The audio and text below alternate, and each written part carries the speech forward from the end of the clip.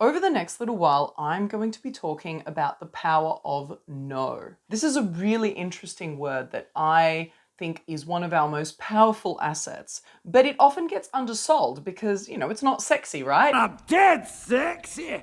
When we hear no, we think rejection, we think, less possibilities, less everything. It's all about less, less, less. But I want to talk about why that's not necessarily such a bad thing. So today specifically, I'm going to be talking about one of capitalism's favorite commodities, options.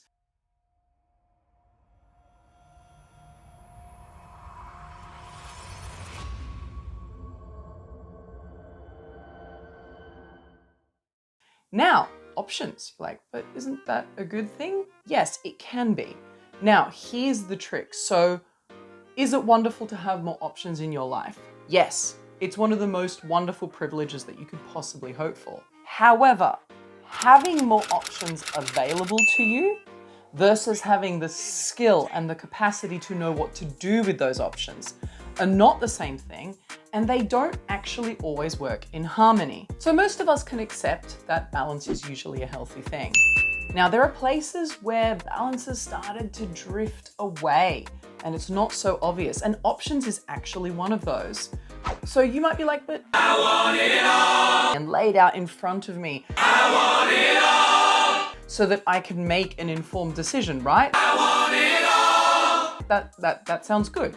And yes, you are correct. And I want it now. But again, just because you have all of those options placed out in front of you, that's not necessarily a good thing unless you also are given the skill set of knowing what on earth to do with all of that information. An analogy that I like to draw is the idea of someone building swimming pools everywhere and making them readily available to everyone, but not making swimming lessons available. Bit of a problem, right? It looks great. At a glance, it's like, wow, this is amazing. They're just everywhere. But you're gonna drown. So it's not necessarily a good thing. And the same thing happens with options. We are nowadays bombarded so aggressively, constantly with, you could have this, you could do that, you could buy this, you could buy that.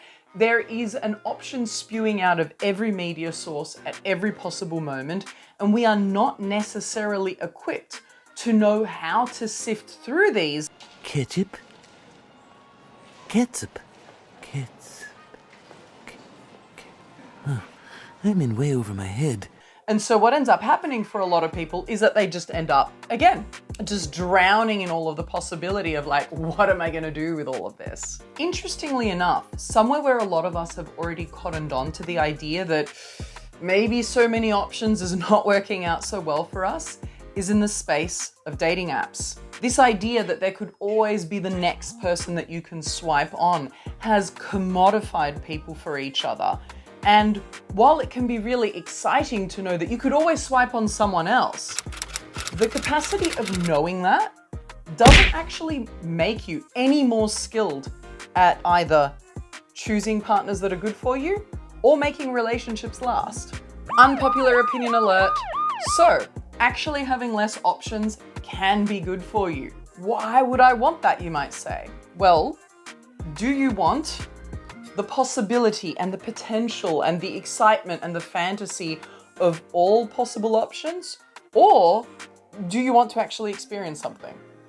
See, the more options that you have, the more demanding and complex that the process of arriving at a good decision becomes. What if the thing that you choose turns out to be a dud? What if you choose something thinking it's great and then you find out that this other thing is so much better? What if you haven't even come across, or it hasn't even been invented? The best option just is somewhere out there. Oh my God, what if I'm not keeping myself free for that other thing?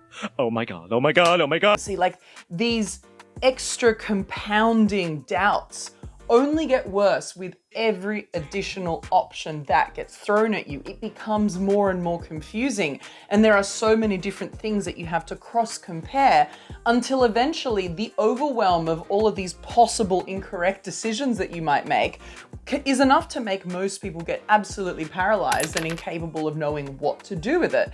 And so that's where the comfort of just basking in the fantasy of the what ifs can actually become less overwhelming than actually having to go, I want that one. and just ignore all of that. So the capacity to start doing that is what's actually going to allow you to get on with your life. So how do we do that? It's futile to sit around waiting for the world to change. Could it? Well, in theory, yes. How likely is it that suddenly media's going to go, hey, guess what? We're just not going to do that anymore. Pretty unlikely. So it makes a lot more sense, and it's also far more empowering to make the change come from you and to just assume that that onslaught of options and possibilities and buy this, get that, this is out of fashion, that's now the, just assume that that's going to keep happening, because chances are that that's going to be the case. So the best way to create this change is to start with you. The most important place to begin is to get into the habit of regularly reminding yourself of what your actual objective is: to live. Anything that you choose in life is not going to be perfect. It's important to remember that. There are going to be pain points, there are going to be tough times, there are going to be things that you don't like, but anything that is a chosen thing that is real and true and that you're actually experiencing, even with those imperfections, is going to be far more satisfying than just floating in the ether with this plethora of options but you never actually execute. You know, the possibility of all things is not as interesting as actually the fruition of any one thing. It doesn't matter how many smoking hot people you could be with. It doesn't matter how many adventures you could embark upon. So long as you remain equally enraptured and pulled back and forth by the possibility of all of these things, the more difficult it's going to become for you to just go, not those, that, select, execute, live, enjoy. You want that. But in order to do that, the no is a necessary step. So the first port of call is to gradually start developing more of an appreciation for the usefulness of cutting yourself off from some options in order to allow you to gradually sift through the possibilities and start to prioritize the things that you actually want.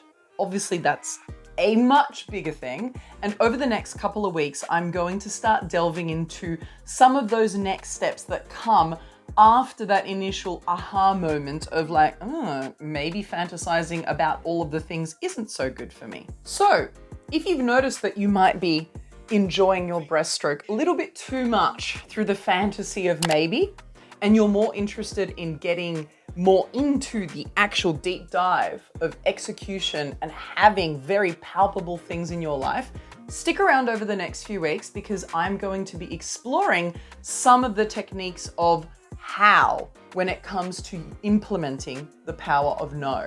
Peace out. Speak next time.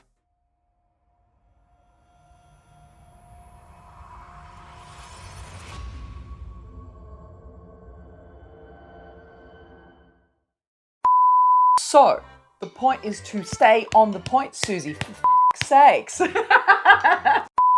See, the more... Biff!